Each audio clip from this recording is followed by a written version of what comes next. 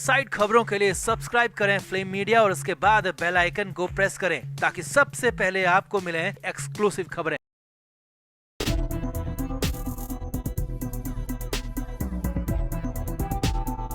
जिस एकनाथ शिंदे ने उद्धव ठाकरे से अलग होकर और बीजेपी के साथ मिलकर महाराष्ट्र में सरकार बनाई थी, अब उन्हीं शिंदे के हाथ से उनकी सबसे चहेती सीट ठाणे लोकसभा सीट पर बीजेपी अपना प्रत्याशी उतार रही है और बीजेपी ने नाम भी कंफर्म कर दिया है। और जैसे ही शिंदे गुट को ये खबर लगी तो हंगामा हो गया। ठाणे लोकसभा सीट को लेकर शिंदे एक बार फिर से बगावती तेवर में दिख रहे हैं। तो क्या बीजेपी ने शिंदे से कह दिया है कि वो अपना रास्ता अलग कर ले, क्योंकि शिंदे लगातार ठाणे सीट की मांग कर रहे हैं। मगर अमित शाह की मीटिंग के बाद बीजेपी का रुख पूरी तरह बदल चुका है। तो क्या है पूरी इनसाइड स्टोरी, तो क्या है पूरी इनसाइड खबर, आपको भी बताते हैं। आप भी वीडियो को शेयर करें और अपनी राय कमेंट बॉक्स में जरूर दें।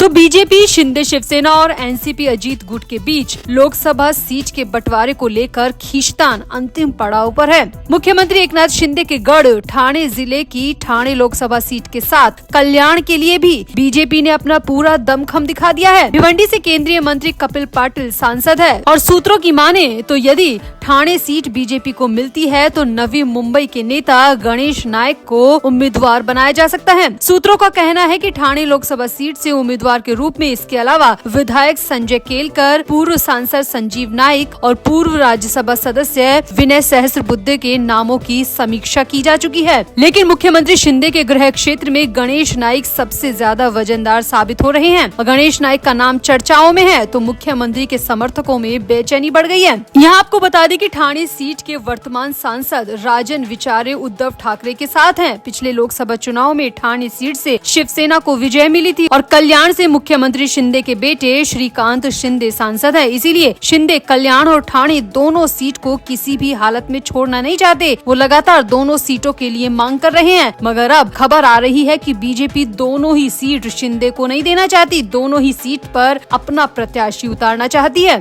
अब बीजेपी ये क्यों चाहती है, बीजेपी यहाँ कितनी मजबूत है, ये भी जान लीजिए। तो ठाणे लोकसभा में 6 विधानसभा क्षेत्रों में से बेलापुर, ऐरोली, ठाणे शहर में बीजेपी के विधायक हैं। कोपरी भाजपा खाड़ी से एकनाथ शिंदे खुद विधायक हैं और ओवला माजीवाड़ा में उनके समर्थक प्रताप सरनाइक विधायक हैं। मीरा भाईंदर से गीता जैन निर्दलीय विधायक है, लेकिन उनका समर्थन बीजेपी को हो। ऐसे में ठाणे सीट पर बीजेपी मजबूत नजर आ रही है और यही वजह है कि बीजेपी ठाणे लोकसभा सीट से अपना प्रत्याशी उतारना चाहती है।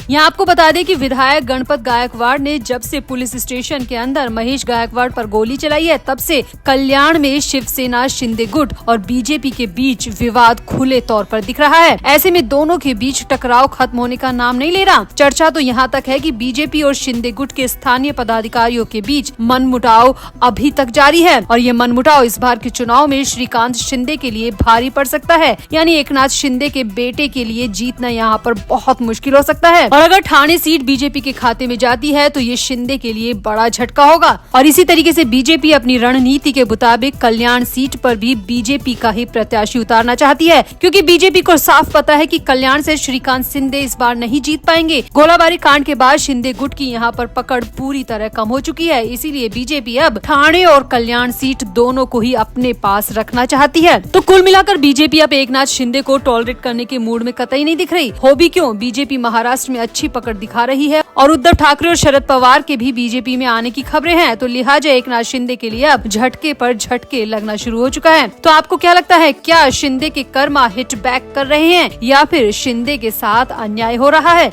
आप भी अपनी राय कमेंट बॉक्स में जरूर दें और वीडियो को भी शेयर करें।